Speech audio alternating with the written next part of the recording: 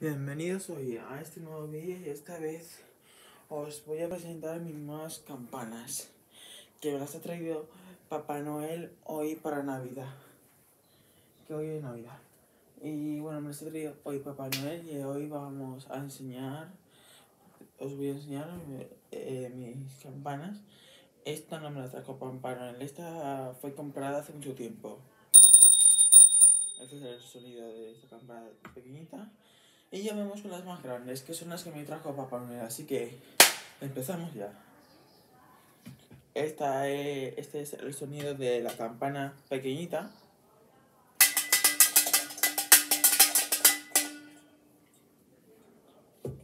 Este es el sonido de la campana pequeña.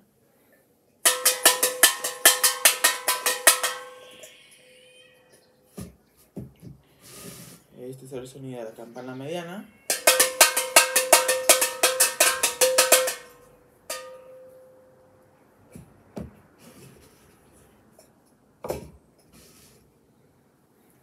Y este es el sonido de la campana grande.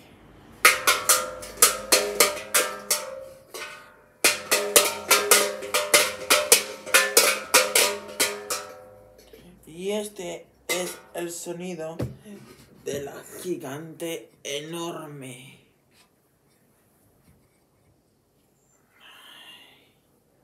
Bueno, gigante enorme, no, gigante.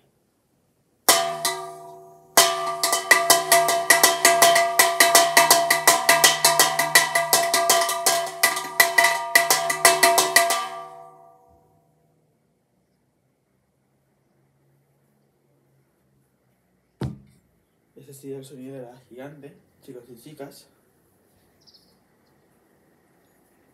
Y bueno, ya como todos sabéis, esta es la otra. Que son así.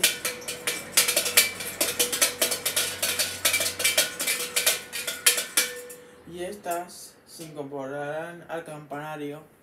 Este también, si nos cabe. Pero aquí, esta campana la colocaremos aquí, en el principio.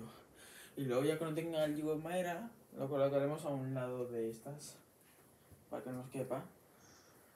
Y bueno, chicos y chicas, aquí he terminado el vídeo. Espero que os haya gustado mis nuevas campanas. Y bueno, like, comentar y suscribiros. Adiós, chicos y chicas.